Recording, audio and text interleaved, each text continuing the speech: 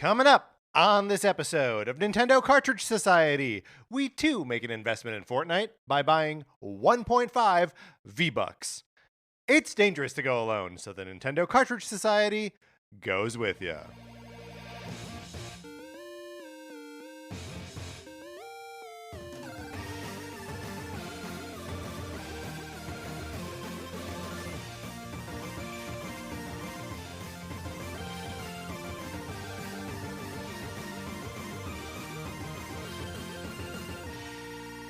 Welcome to Nintendo Cartridge Society. My name is Patrick Ellers, and I am joined, as I am always joined, by my co-host, Mark Mitchell. We've got a good show for you today. We're going to be talking about the news from the week, including the Switch becoming the best-selling console of all time in Japan. And then on Thursday, it's week 3 of Mario vs. Donkey Kong month, and you know what that means. We might be talking about a Nintendo Direct of some kind. We don't know. That's right.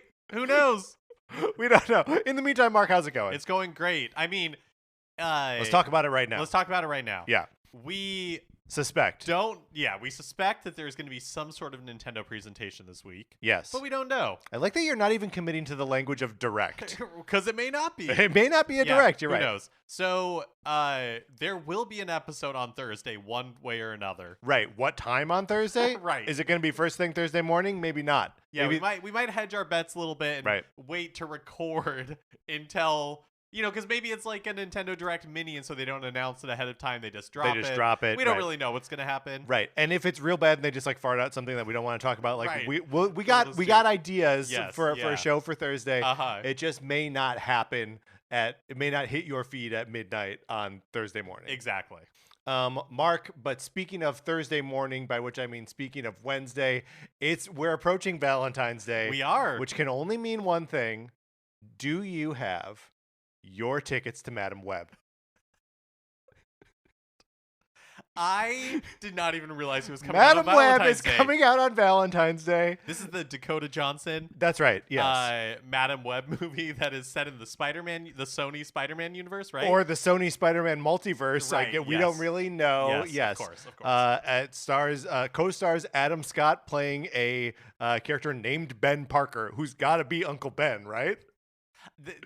I'm not news joking. to you? This is all news to me. Look, it's about Madame Web and about her mother being in the Amazon with a guy who was studying spiders with her before she died. Okay, who is Madame Web? Is a character that I am not familiar with at all. Okay, Madame Web is a like Spider-Verse-y character, right? And she sort of like exists in this. So a little bit in the role that Miguel O'Hara occupies in that second Spider-Verse movie, except she's like an old lady that like sees through the multiple universes. What Sony has what they presuppose here is that maybe she's young and hot. Interesting. What an interesting take on that character. Yeah, it's like, why wouldn't they ever think to try it this way? They should try that with like Ebenezer Scrooge. They should do young hot Scrooge. We've been saying it for years. This Christmas. That's Screw the Scrooge. This year, Scrooge is hot. But it feels like, okay, these Sony like Spider-Man universe movies are like weird train wrecks, but I really, really enjoyed Venom. I didn't see Venom. I didn't see Venom 2. I haven't seen Venom 2 yet, but Venom 1 is so strange, and like its insistence on like being ugly and not fun throughout is like kind of impressive.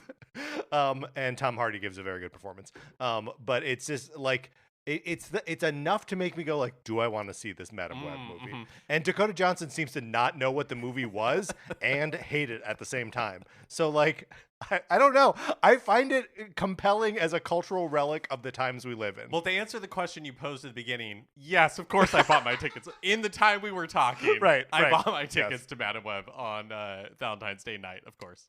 Well, perfect. If you would like to support our disastrous Madame Web movie-going habits, you can go to patreon.com/Nintendo Cartridge Society. And if you are supporting us at the 8-bit or 16-bit levels, you can get access to our once-a-month episodes of miniseries that we are putting out. Mark, we are currently in the midst of our run of NCS Arcade. That's right. Mm-hmm. In January, we put out an episode on The Legend of Zelda: The Minish Cap.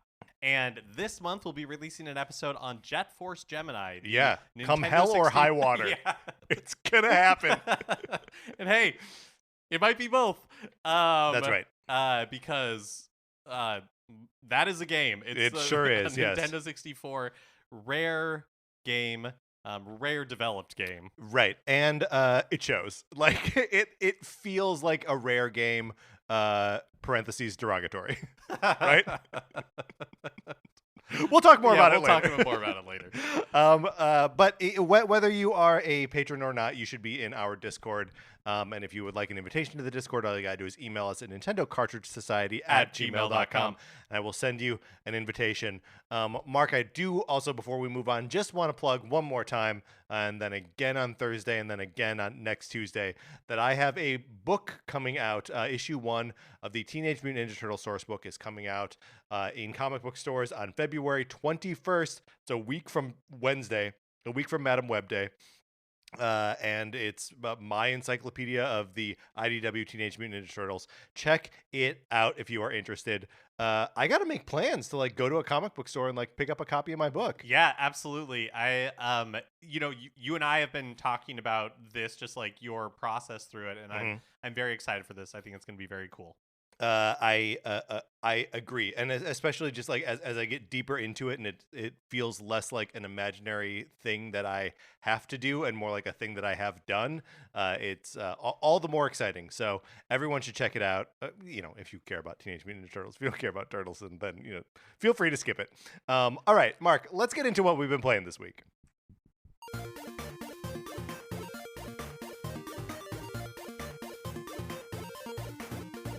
Mark, I've been bit by a bug. I've been bit by the Final Fantasy VII bug because, of course, Final Fantasy VII Rebirth is coming to PlayStation 5 on February 29th.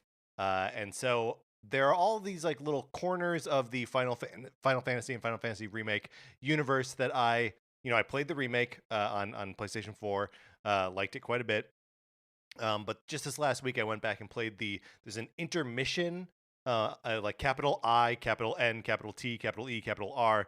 Then the rest of these are lowercase mission, like side story with that, where you play as Yuffie running around Midgard, and it's fun. And I hadn't played it before. I played that. I also finished Final Fantasy Crisis Core Final Fantasy VII Reunion, the remake that was released on Switch in December of 2022, I believe. Wow, was it really that long? Yeah. Well, I mean, that's what, like 14 months ago at this point, right? Like just a little over a year. And I'm just like, I've got Final Fantasy on the brain now, and specifically Final Fantasy VII.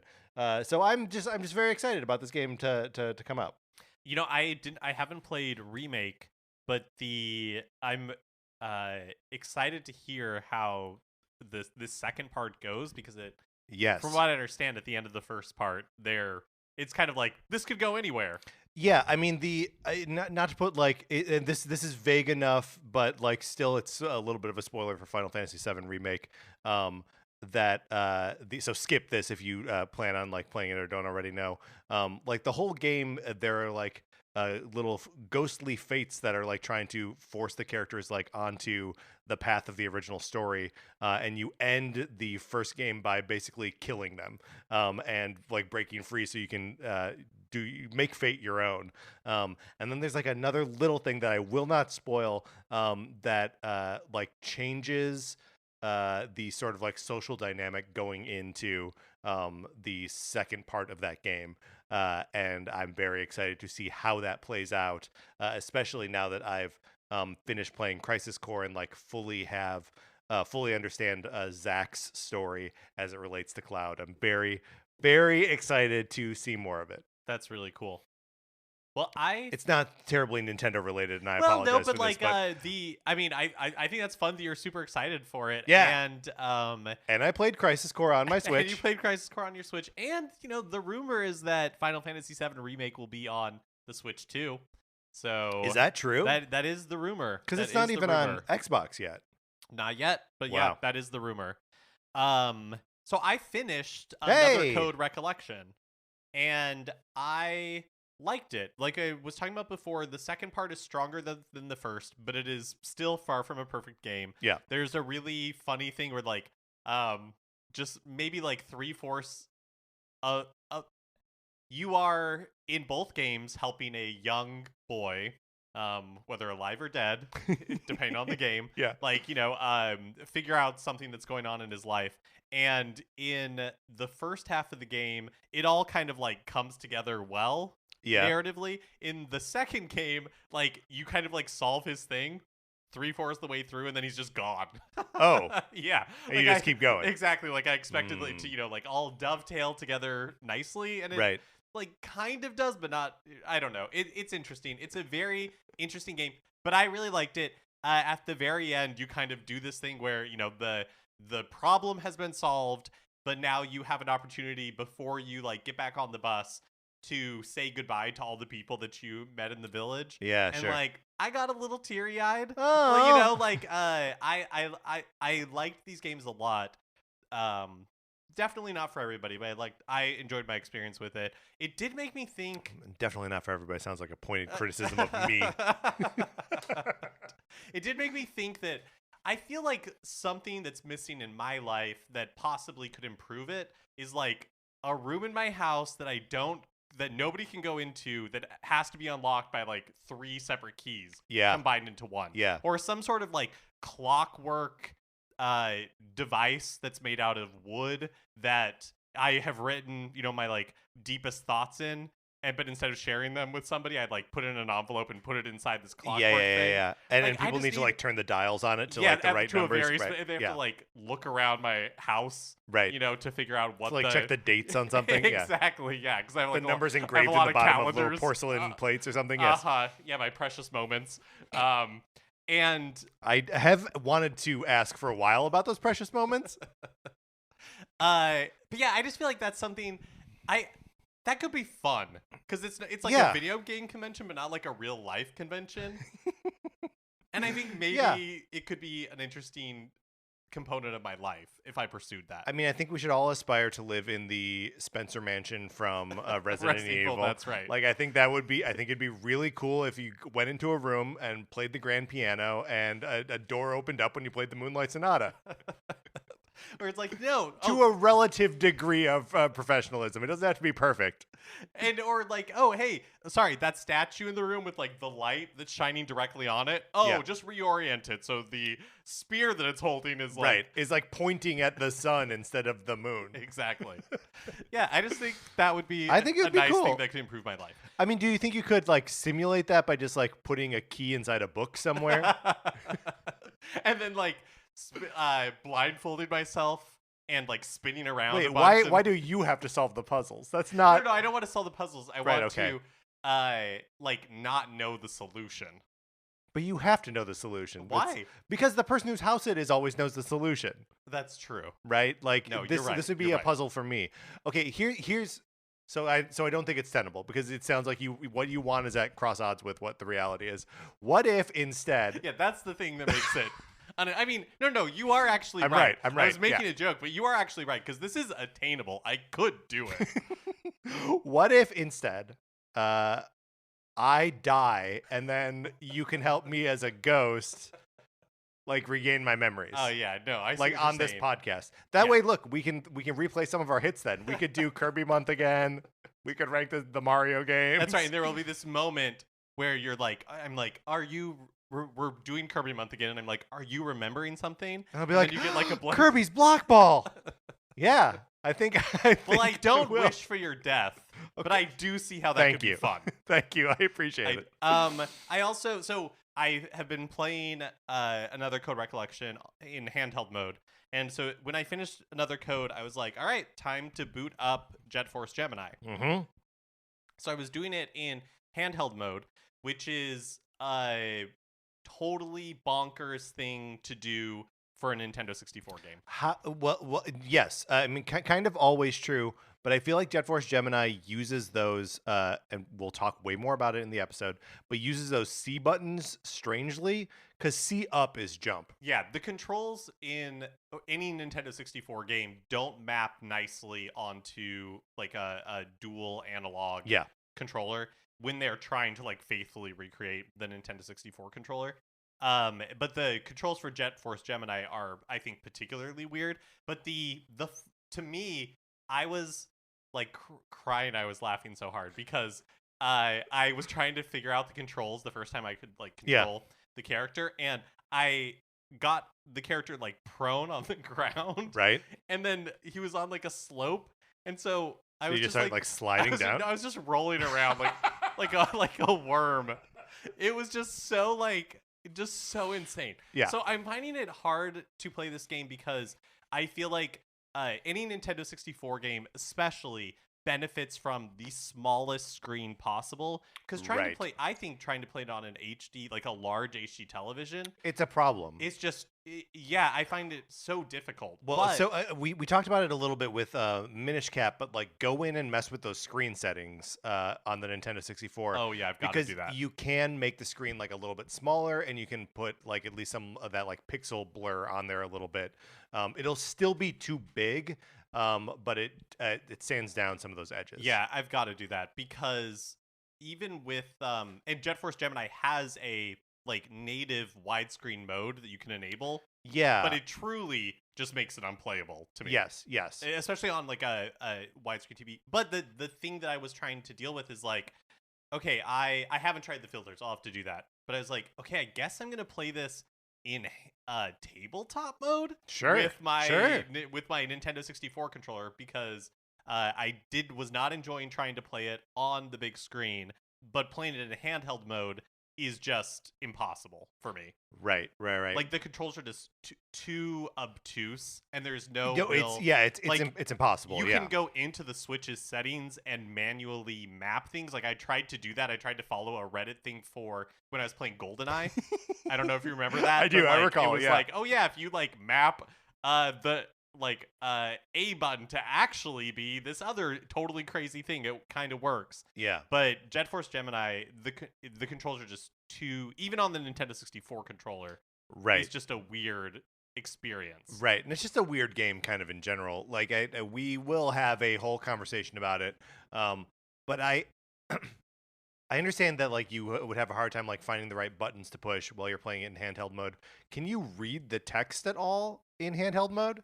I had the hardest time reading the text in this game on my TV. I think it benefits from being shrunk down. Being shrunk down. Maybe honestly, help. But yeah, I should take video of my like worm guy rolling around on the floor. It was just, I was like, what is this game? And I still feel that way. Yeah. Finally, I think we talked about it last week in the news episode, or maybe 2 weeks ago. But Nintendo posted those Splatoon 3 and Legend of Zelda concerts that were going to be at Nintendo Live in Japan before that got canceled. And they do the whole thing. So it's in like the auditorium where it would have been, but there's nobody there except for the performers and like the camera people. But they're still doing the orchestra's like bowing. You know what I mean? Like they're they're doing all the curtain call stuff. So it must have been a little bit surreal to film it.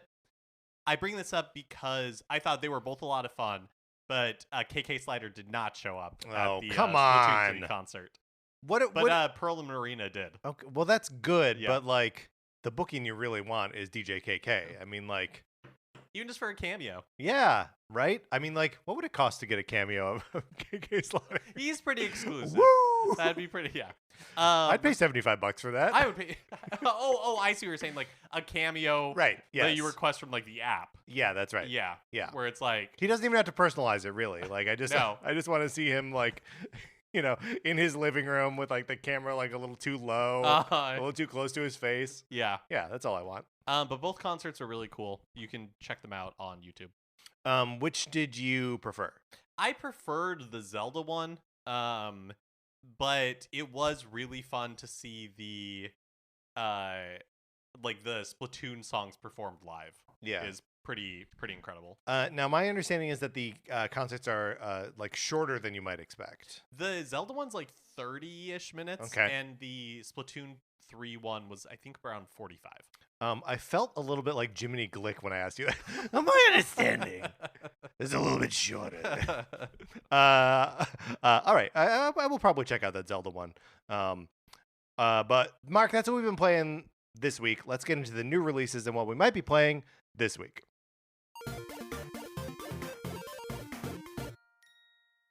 You just laughing about Jiminy Glick? Yeah. Okay, great.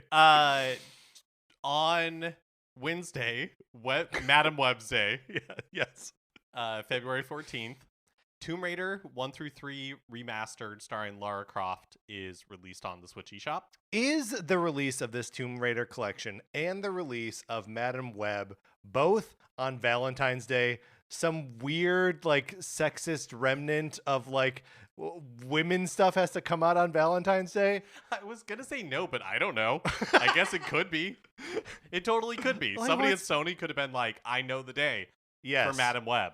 Yes, it's Ladies' Day. It's Ladies' Day, which of course is Valentine's Day. Tomb Raider 1 + 2 + 3 Reboot Camp. How do you have any sort of like pull to playing those games? So the Tomb Raider franchise is one that I didn't own a PlayStation when they were first coming out. It doesn't really mean anything to me. I messed around with them in various like releases and incarnations. The one that I played the most of was probably the reboot from like 2013 or something. That you played at my house? At your house, yeah. We played for like 2 hours. And we would just like, it was so gruesome. Yeah, it was really gruesome. Like, but yeah. And we're soft boys. We are. It's true. Yeah. But what about you? No, I don't really have any kind of affinity for especially the original Tomb Raider games. I remember them coming out and, just because they were so like low poly and like had like guns and dinosaurs and stuff, that in my mind I kind of linked them to the Resident Evil games. But in doing so, I was like, oh, Resident Evil has this figured out in a way that Tomb Raider does not. Mm-hmm. Which like they're both like clunky, clumsy games, but like Resident Evil doesn't like make you jump, like Tomb Raider, you gotta like run around and like shoot at dinosaurs and stuff. I sampled I think the first one, but then couldn't really get into the others. And then on Friday, February 16th, the reason for Mario vs. Donkey Kong month is released. Mm-hmm. Mario vs. Donkey Kong on Switch. And then also Sora, the final Super Smash Brothers amiibo. Yeah, which I of course have pre-ordered because I'm buying everything this year. And we also think that maybe this is the last. We don't have another date for another amiibo past this. Oh my goodness. Which is an odd thing to consider. We've not been in this space for a while. Mind you, we are on the eve possibly of a direct of some kind. So this information could change. But like, yeah, is the era of the amiibo coming to an end? We don't know. Yeah, what if the next Nintendo Switch doesn't have... Well, I guess it might not. It might not. Well, but yeah, we're gonna get to a rumor later on that sort of addresses that. Also, did just want to because you and I had a whole conversation about it before we started rolling. But on Thursday, Gunvolt Records Psy Chronicle. I think that's right. Yeah. Releases, and you and I just like went down a little rabbit hole of like, Gunvolt, is that an Inti Creates game as part of like the Azure Gunvolt series? And like it is, but like Gunvolt Records is like a record company in universe for the Azure Gunvolt series, and so it's like an idle, it's like a rhythm game. Yeah, I love that they just have their own little cottage industry. There's like a whole world going on over there. Yeah. You flip over a rock and there's like a game that like 200,000 people are gonna buy. Yeah. So yeah, very, very strange, and kind of a good reminder that there are like a million ecosystems that you will just never be aware of. Mark, I assume you're excited about Mario vs. Donkey Kong. How are you feeling? I am looking forward to it. Yeah. I don't know. I do feel like it's one of those. I mean, it's a B tier Nintendo release. Yeah, but, B's generous, I think. Yeah. But I am looking forward to checking it out. It's at least like a tier up from Another Code, right? Yes. Has Mario in it and Donkey Kong. Yeah, they're both heavy hitters. The new releases, it does feel light this week, even though there is like a real like Nintendo first party game. Which again, I'm just like. A direct always means there's a game out. Yeah, I know. At least one. But I do just wonder if we have hit the point where, Nintendo obviously has stuff for Switch coming this year and probably things that we don't know about. But I don't know maybe the days of super packed Nintendo Switch release schedules are behind us. Whoa. End of an era. Possibly. We don't know.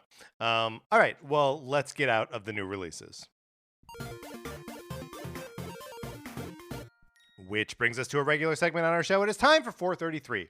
In 1952, American composer John Cage wrote a piece called 433, wherein a performer or a group of performers didn't play their instruments for 4 minutes and 33 seconds. For the purposes of this show, our instruments are talking about Nintendo. So for the duration of one performance, 433, Mark and I will talk about something not at all Nintendo related, thus fulfilling the contract of the piece. Mark, last week we were talking about the Ringer's list of the best fast food items. Yes. And we caught a little heat in the Discord. I would say we got some a good note that the Ringer's list, because look, hey, it's the Ringer's list, right? Yeah. Not my fault. I was praising the list. You were praising. I was not praising. Well, maybe I was. I'm getting a phone call, which I'm going to decline. But the list was too West Coast heavy. Yes. And that made me realize I don't know regional chains outside of the West Coast. Right. So we thought we would pull a Phil Spencer here and be like, we hear you. We're listening. That's right. That's right. And so here are the changes that we're prepared to make for you. We are going to a foodandwine.com list of the best regional fast food in every state. And we're just going to pick some states and talk about the fast food if we have anything to say about it. Yeah. So we're going to start with California. Right, because we are a very West Coast focused show. Right. And California's is Zanku Chicken. Okay. Zanku's great. Uh-huh. It is a local chicken restaurant, Mediterranean. Yes.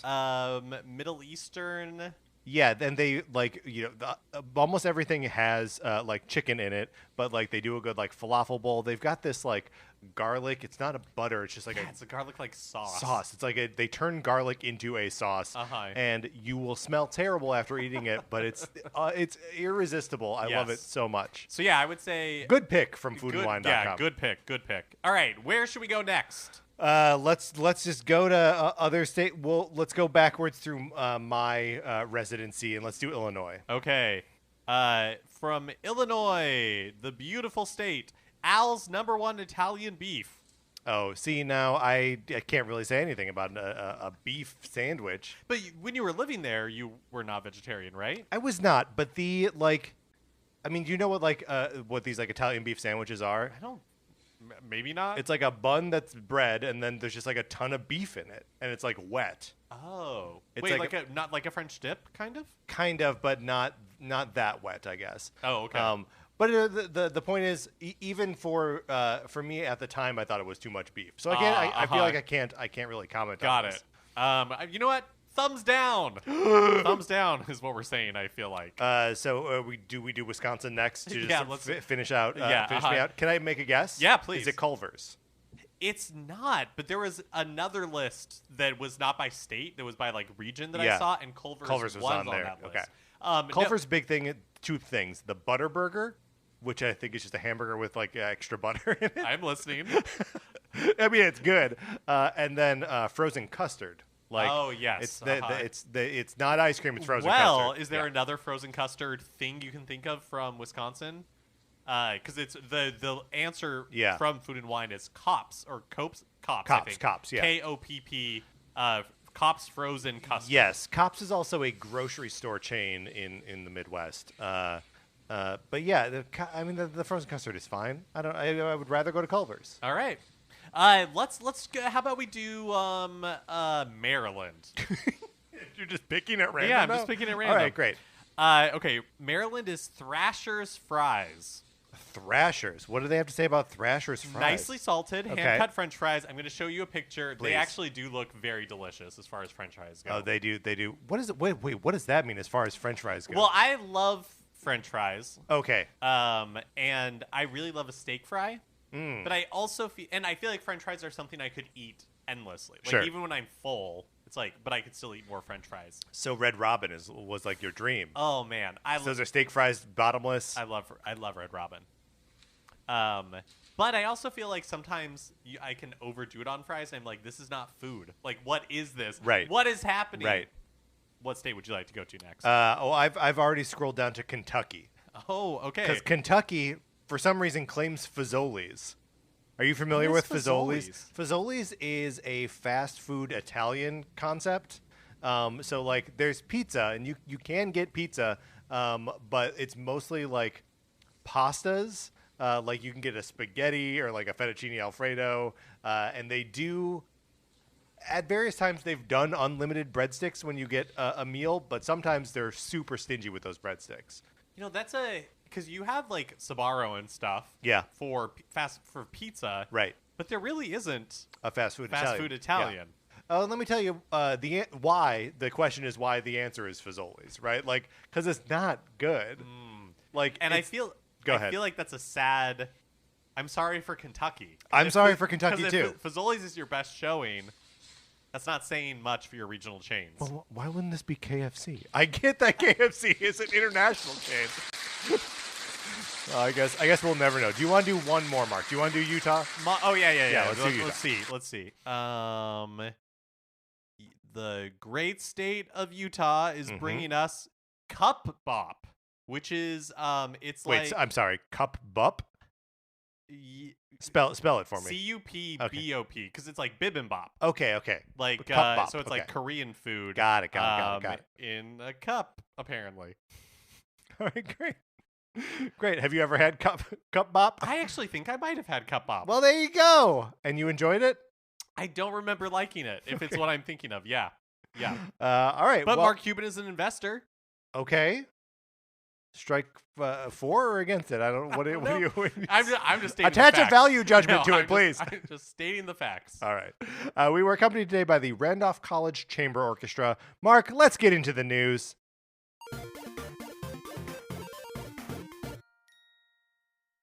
All right, up top, let's do it. Let's talk Switch 2 rumors. Let's just do it until I feel like we're getting to one of the earliest episodes of our show. We were like, all right, no more talking about the rumors of the Nintendo NX, the code name for the Switch, until it's released. And I feel like we're getting to that point, except the rumors are coming harder and faster now. I know. I completely agree.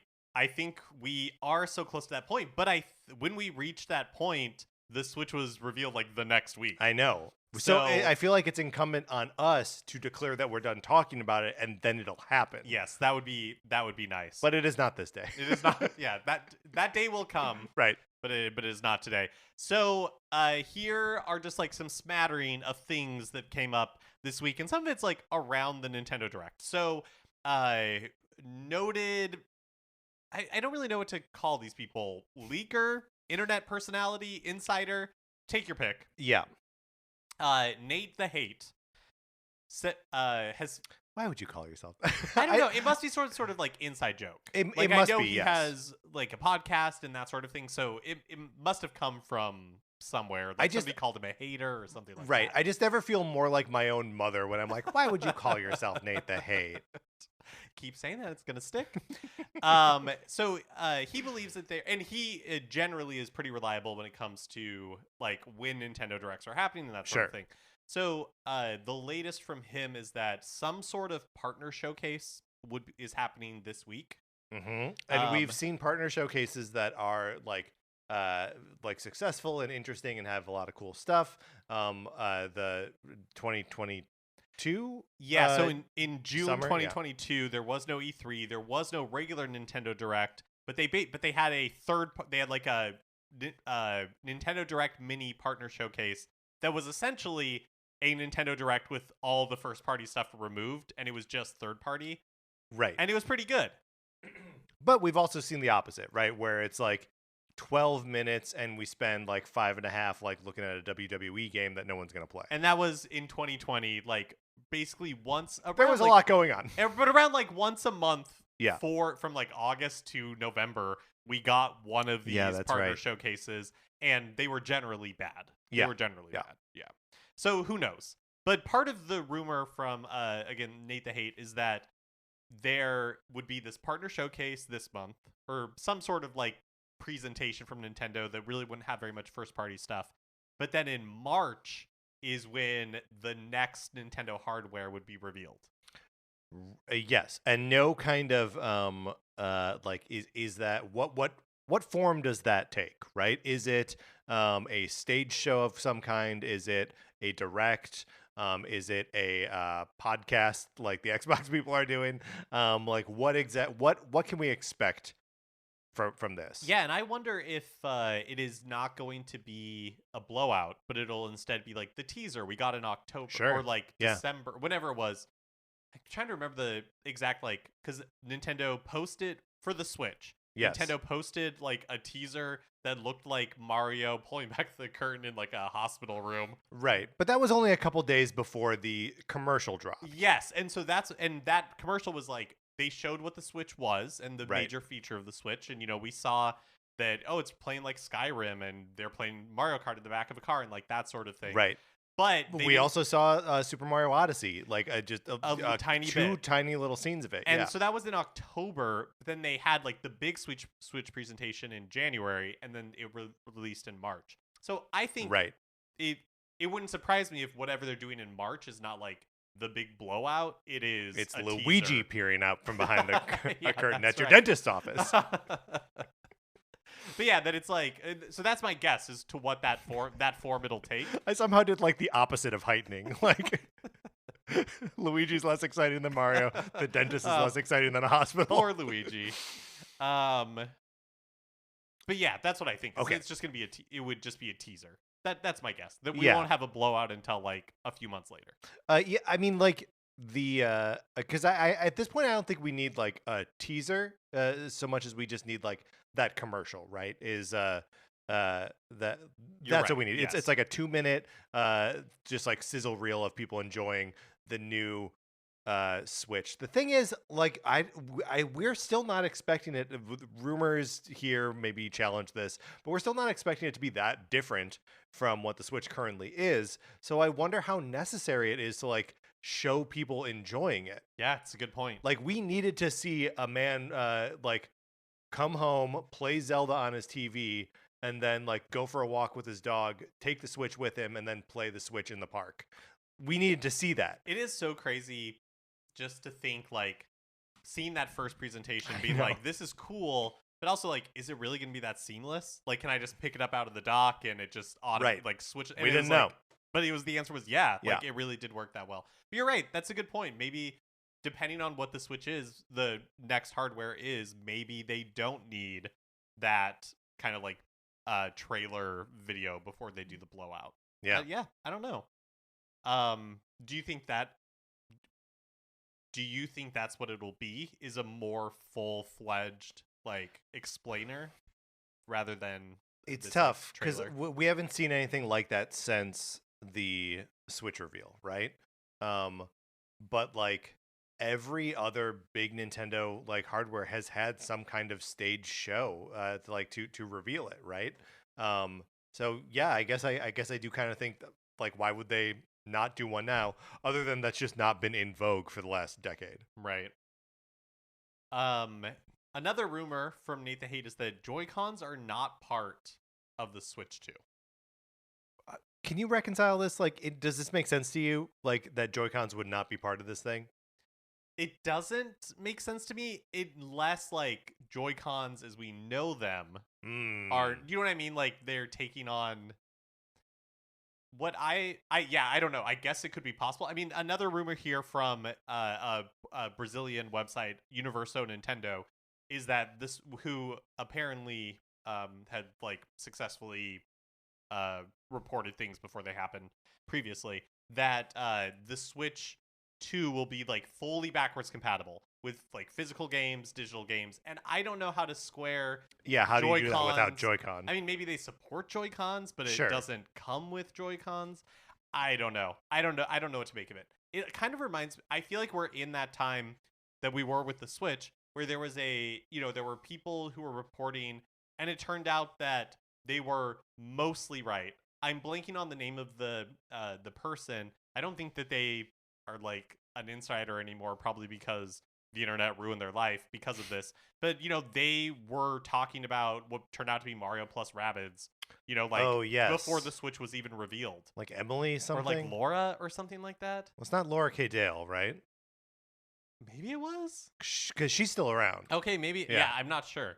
But, I can't remember. But then, but they were also talking about oh yeah, like the Splatoon 2 is not a sequel. It's, like just a up-res version or whatever of Right. Splatoon, that like that Super Smash Brothers Ultimate was just a port. You know what I mean? Like and that the Switch would have analog controls, or analog triggers, so it could emulate GameCube games.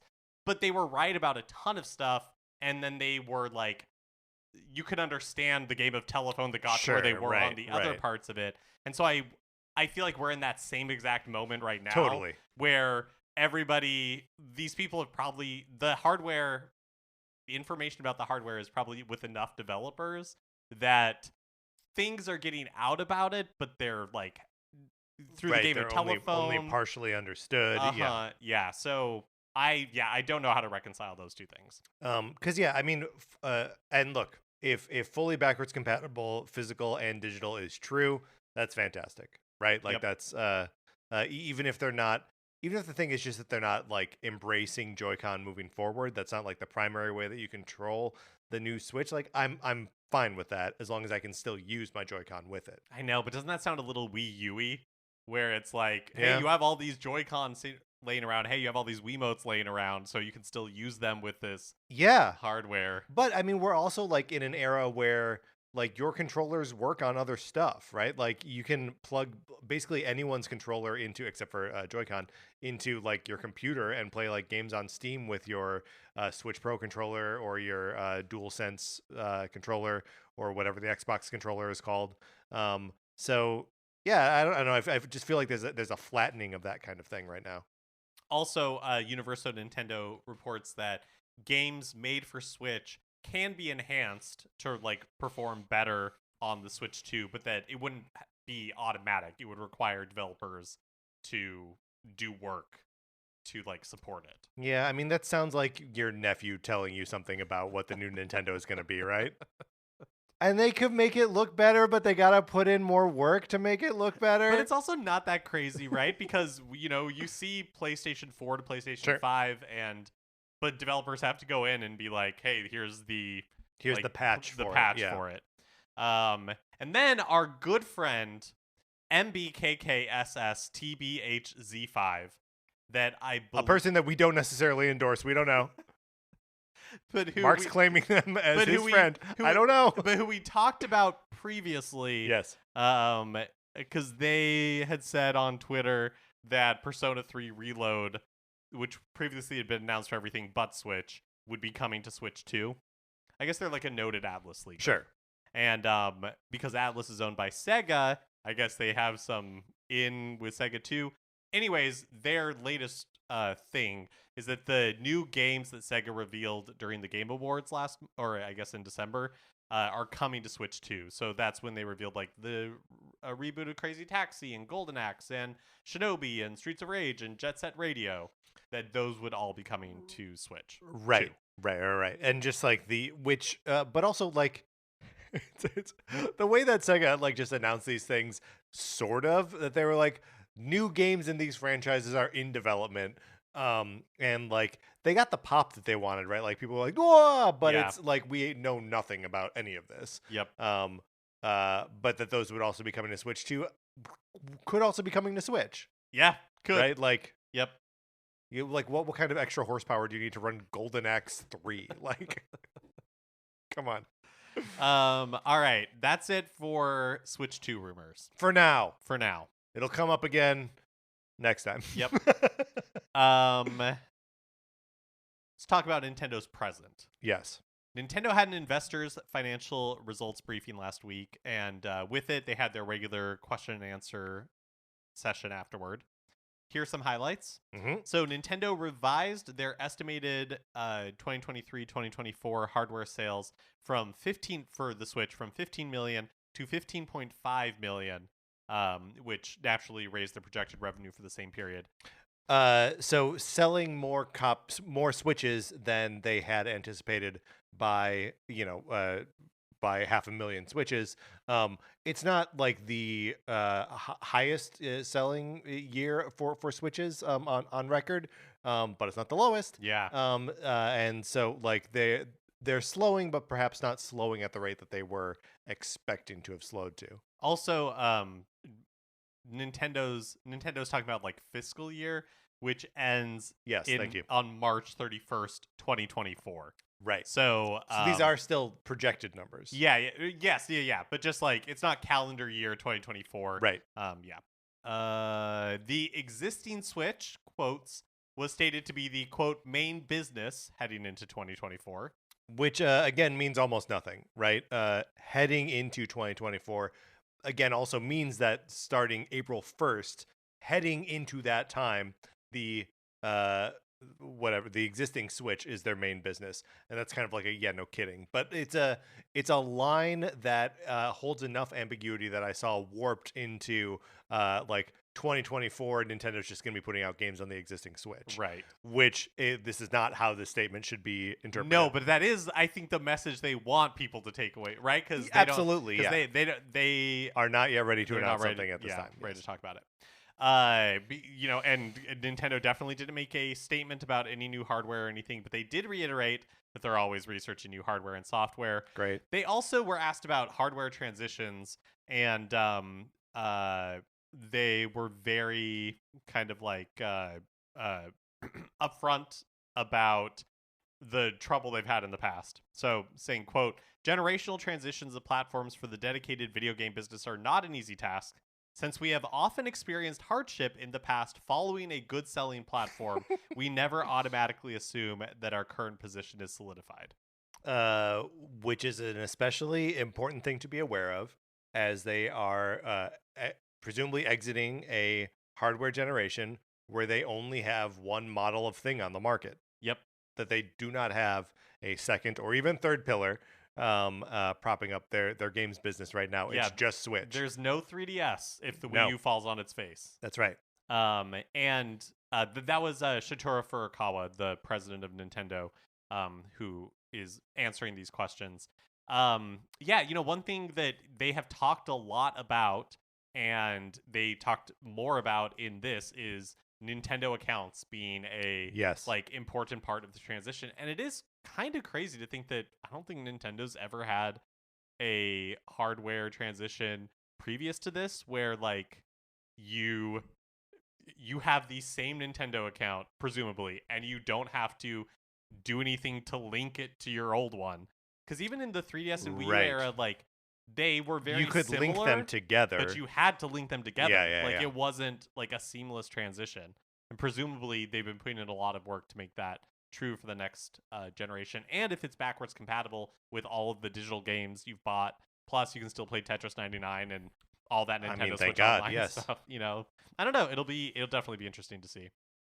Furukawa describes sales as stable and the holiday business is steady, and that the holiday season saw a particular rise in first-time buyers of our hardware. Which, as exemplified by my nieces, that's 2 more people who've never owned Switches before who have them now. And I think, actually, going back to their point about the existing Switch being their main business heading into 2024, if they do launch new hardware this year, that's still going to be, 8 million systems compared to the 100 and whatever. Oh, yeah, absolutely. That the Switch has sold. So, the Switch is going to be, even if they launch new hardware, the Switch will be a very important part of their business this year. Yeah, so crazy. Like if it is in fact fully backwards compatible, like they got to make a compelling argument for in terms of hardware, or in terms of what did I just say? In terms of software is what I meant to say, but also just in terms of like what the new hardware can do, or how it feels, or what like the use case for it is. Like, what is this thing, Mark? I know, that's why it really is going to be so interesting, because all we've heard so much about, like, we're all just expecting it to be a more powerful Switch, but it can't just be that. It doesn't seem like it can be, because that just feels so like the PlayStation and Xbox model, not the model that Nintendo has been operating on for the past 20 or so years. Not that can't change. Of course. It just feels so foreign. Yeah, yes. Of Super Mario Bros. Wonder's performance and the relationship between its success and the Super Mario Bros. Movie, Furukawa said, quote, during this fiscal year's holiday season, Super Mario Bros. Wonder served as a major driver of sales, and at the same time, titles from other software publishers have also sold well, and sales overall have grown with a good balance between new and evergreen titles, as well as between Nintendo and other software publisher titles. Sales of Super Mario Bros. Wonder have grown at a faster pace than previous Super Mario titles. The game itself has been well received in terms of its content, but I think another factor is that it is a title that can be played by 2 or more people. Around half of the people who play this game do so in multiplayer mode. That's pretty... That's an interesting data point, but I also am confused by it. So do you want to pause on it for a second and talk about that?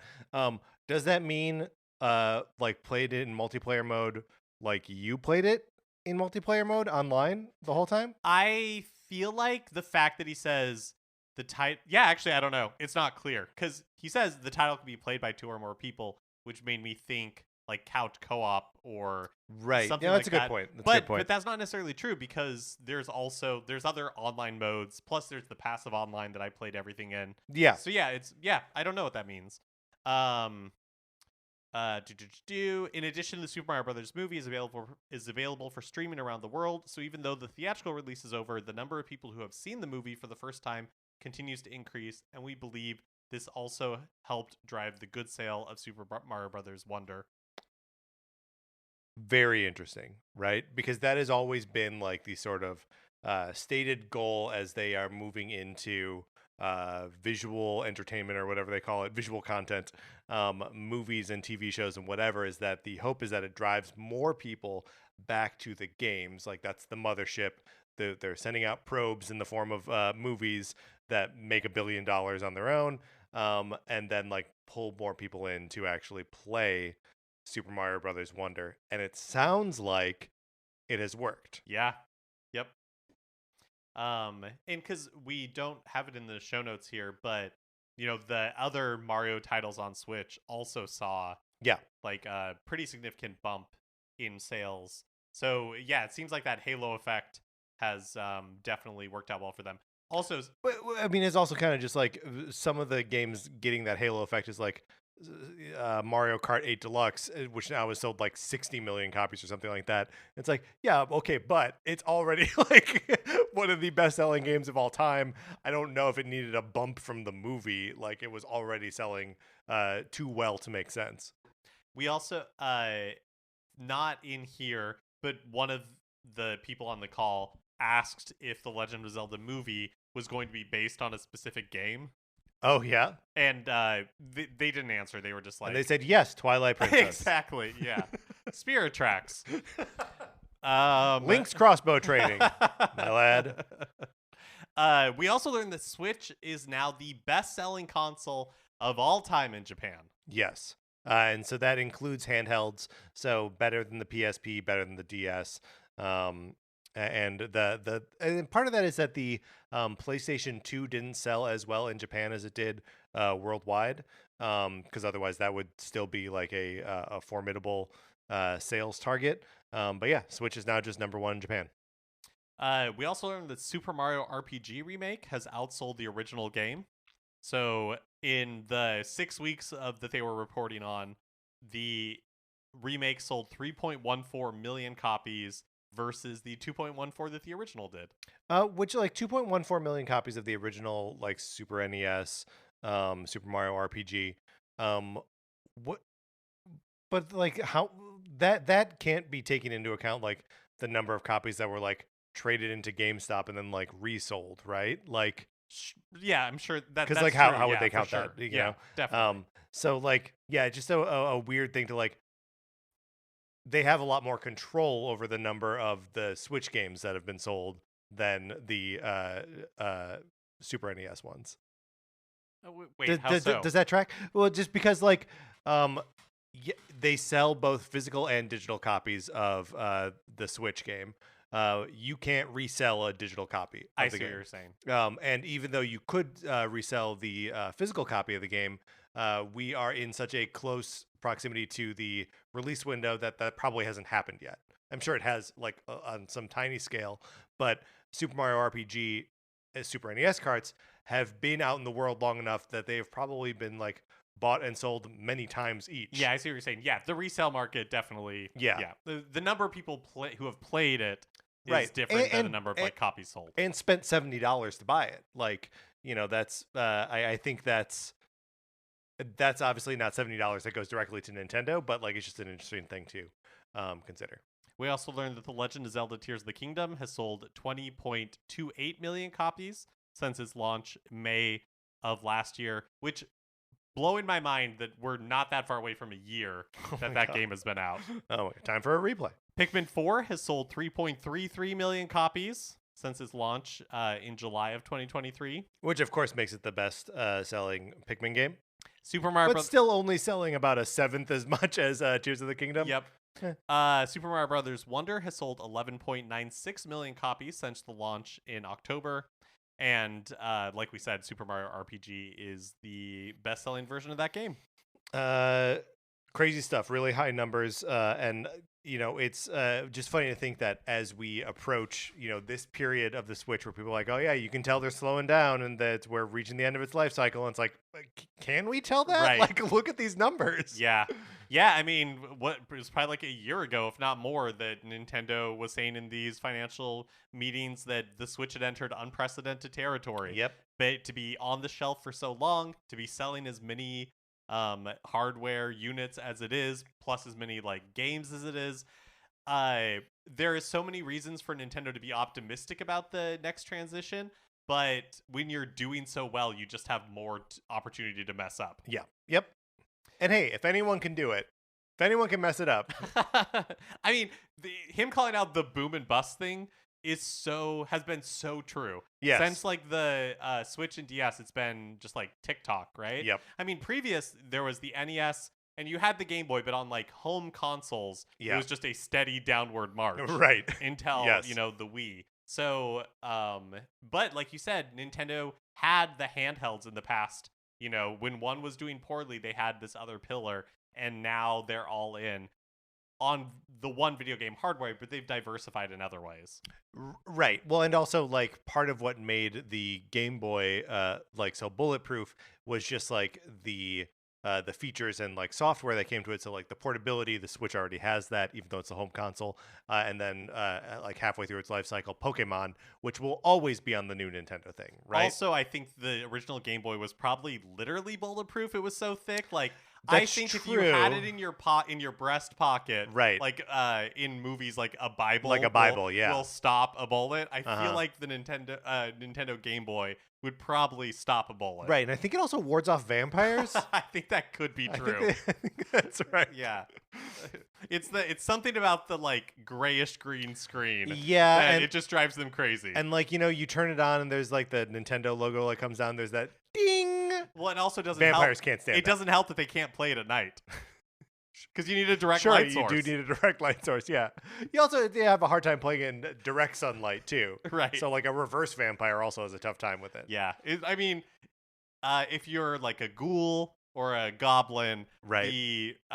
Some sort of universal monster, the Game Boy may not have been for you, but for everybody else, right, it worked out okay. The batteries are silver, so, like, werewolf can't play it. Yeah, yep. A wolfman may be able to, though. I think they might. Wolfmen are okay with silver? Full moon. Okay, all right.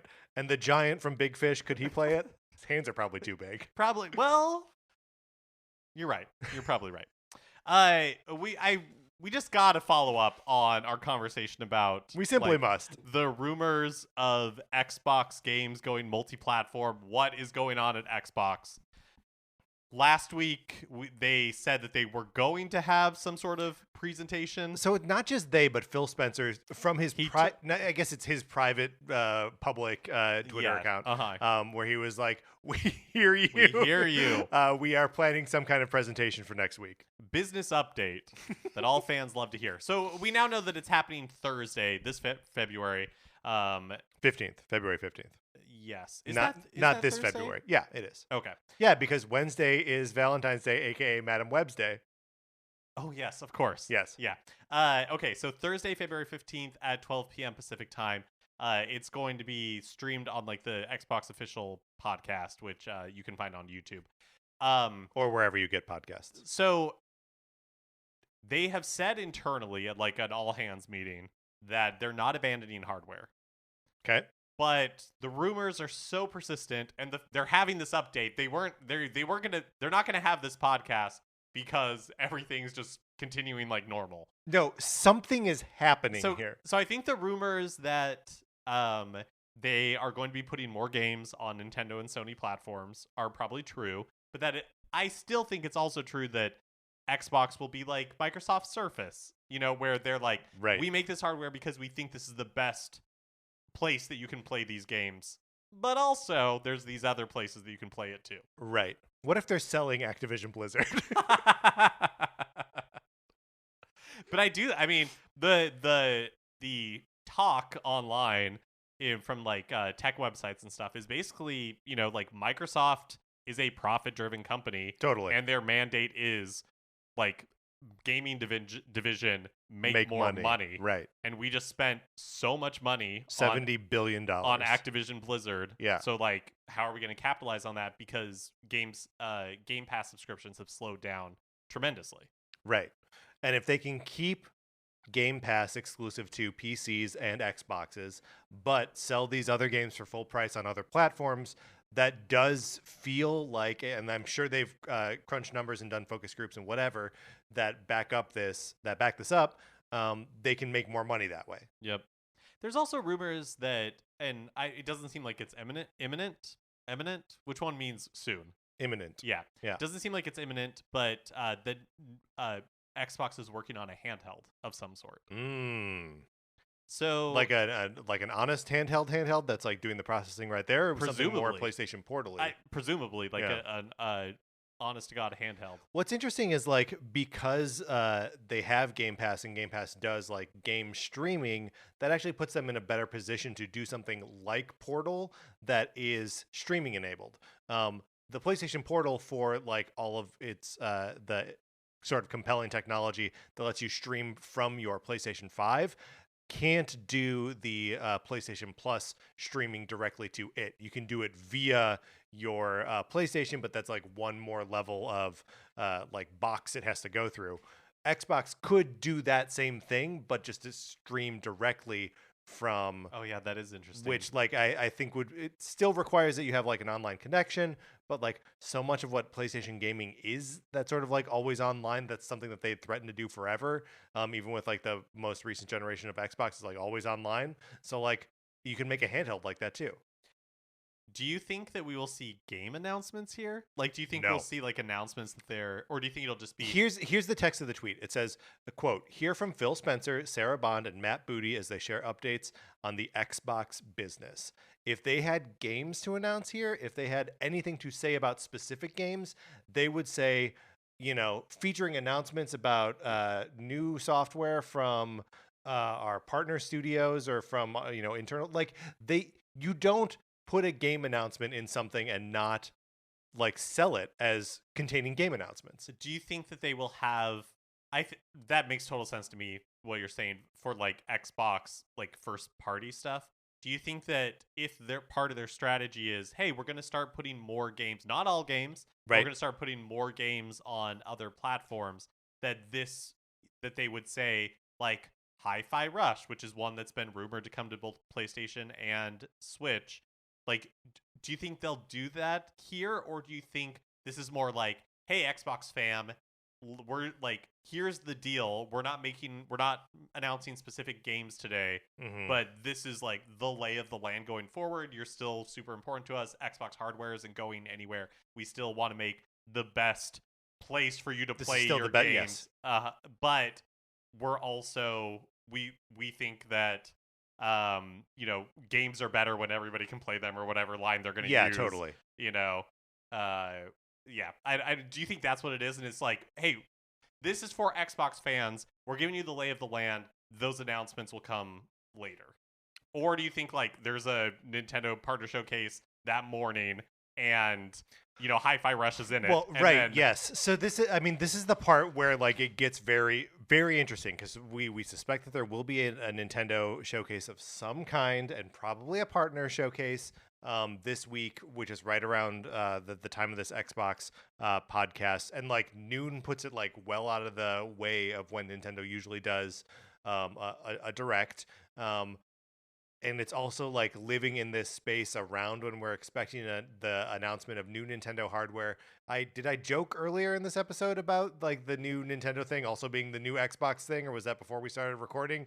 Like it's crazy, but like what is happening with this? Hear from Phil Spencer, Sarah Bond, and Matt Booty as they share updates on the Xbox business. It's so clinical. It's not like there's something that they are going to either reveal or like somberly admit to their audience here.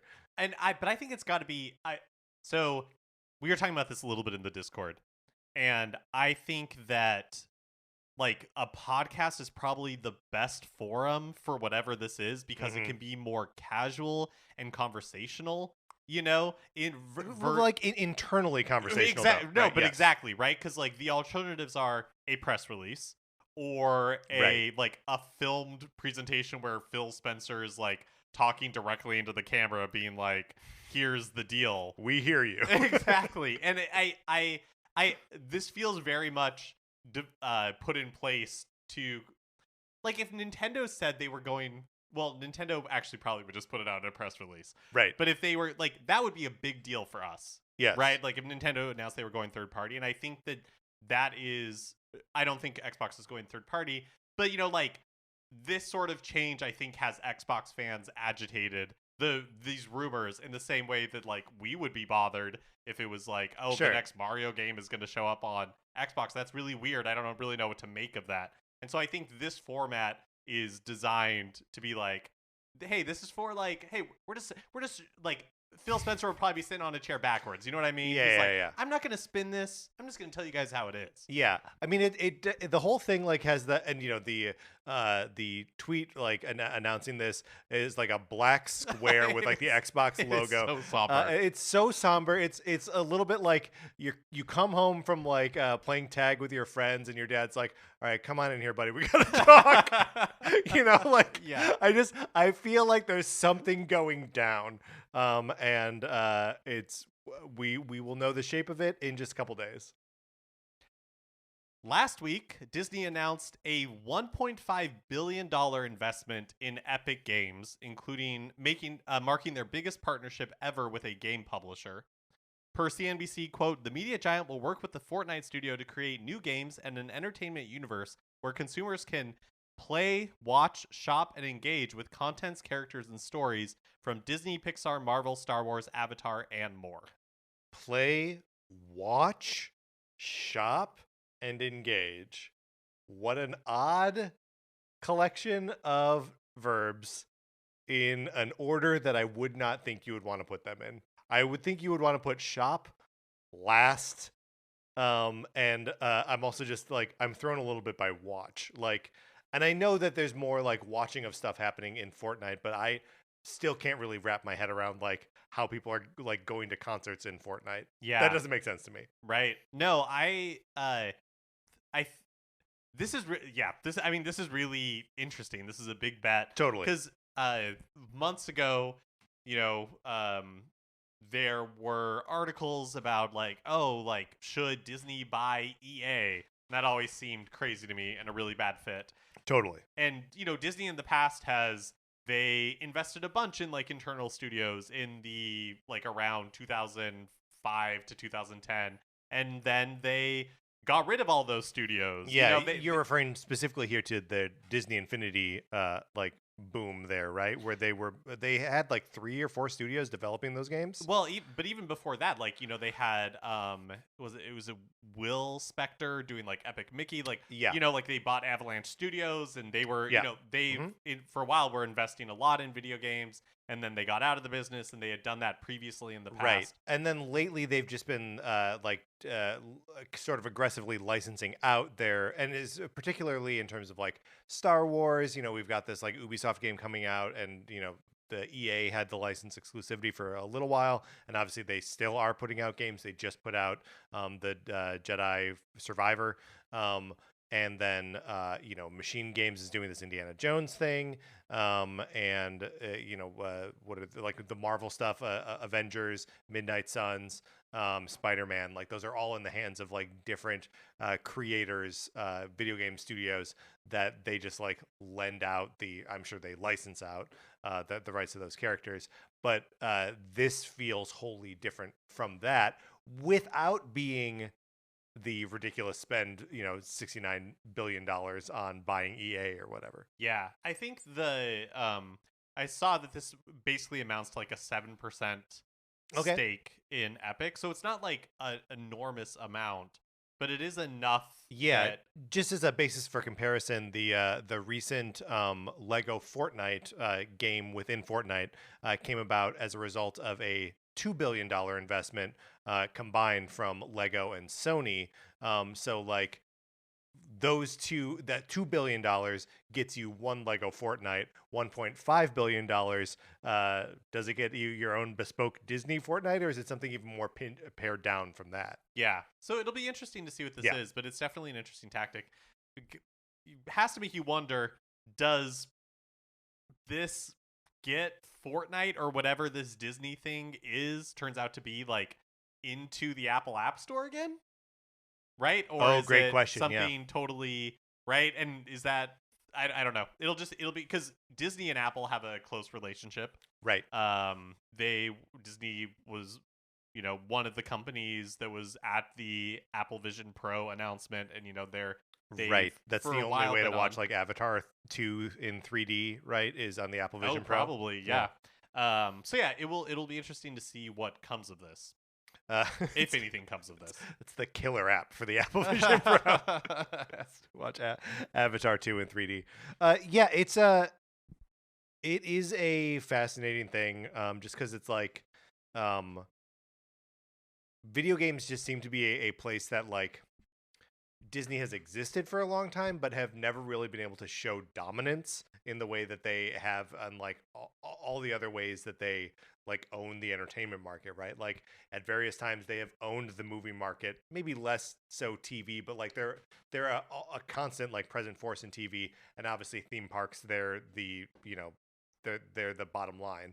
But in games, like it's only ever like peaks and valleys. Like occasionally there's a very good Disney property that's in a video game, but you're never like, Disney, that's where I go for my games. I do think they're kind of set up to capitalize on it now, in the sense that they have all of these other they have all these other like Marvel and Pixar and like Star Wars and all these things that, for lack of a more graceful term, like the boy properties, right, that like make more sense as video games. But I also think that what games have become is now also more inclusive of the like other side of the like Disney Dreamlight Valley. And that's another thing I want to talk about, is like with Dreamlight Valley and Disney Speedstorm, those both feel like they could have been things within Fortnite, right? Like recently Epic had this thing where, there's the Lego Fortnite, which we already mentioned here, but the Fortnite racing game from the developers of Rocket League. Thank you. Why can I never remember the name of Rocket League? But like, so they're already sort of putting these like different kinds of experiences all under one umbrella. So like you can play as the Darth Vader character that you bought in Fortnite in these other games. But like, so Disney's sort of been building that up with Speedstorm and Dreamlight Valley, but they're not, even though they're developed and released by the same company, that they're not like a unified thing. If you earn Gaston in Speedstorm, you cannot bring him in to Dreamlight Valley. Under this new Fortnite partnership, maybe you can. And will it be a Fortnite partnership? Like, they obviously do stuff in Fortnite, like skins and all of that. Right. But will it be its own? Could it be its own like bespoke universe? And will that speak to Fortnite? Like, I do think Fortnite is too big to ignore in this. So like, yeah, they are going to create their own Disney universe. Like, that's something that they're pretty clear about. But like the cross Fortnite branding is all over this stuff, right? It's not just Disney partnering with Epic. It's they're partnering sort of with Fortnite. So my thought is that as they like unify this sort of like purchasable content, that you will buy Moana in one of these things, in the Disney thing, and you'll be able to bring her into Fortnite. I wonder how long it is before we see any fruits of their collaboration. So they did put out a like little teaser trailer that was mostly just like a parade of logos, right? And then said that they would have an update soon-ish, like with ish in parentheses. And so the like ish makes me think it's not that close. Like it's pretty far out. Right, but pretty far out. But also maybe sometime this year we hear more about it. Like, maybe they were collaborating on something before the investment was made. Yeah, that's a good point. Or something like that. Mm-hmm. Finally, for the first time in over a year, Super Mario Maker 2 got an update. Hey! Version 3.0.3, quote, made adjustments to make for a more pleasant gaming experience. Hey, I love that. Hard to ask for anything more. Who doesn't want a more pleasant gaming experience? The last update came in November 2022, so it's been a while since we've had any sort of update. And but Nintendo was just looking to make the game a little more pleasant. Look, the game needs to be just a little more... Guys, can we turn up how pleasant this game is by like 2%? Yeah. It's a minor release. It's a minor release. Let's not go crazy. Yes, that's right. And we haven't put any new content in it in years. All right, Mark, let's get out of the news. All right, that is going to do it for this episode of Nintendo Cartridge Society. We'll be coming back to you on Thursday at some point. One way or another. With something. But in the meantime, thank you so much for joining us and listening to the show. You should get in the Discord if you're not there already. Email us, nintendocartridgesociety@gmail.com, and I will send you an invitation. Anthony DeLuca made our logo. Our theme music is provided by 8BitBetty. You can get more of his music by going to 8bitbetty.com or by listening right now. For my co-host, Mark Mitchell, this is Patrick Ellers saying thank you for listening.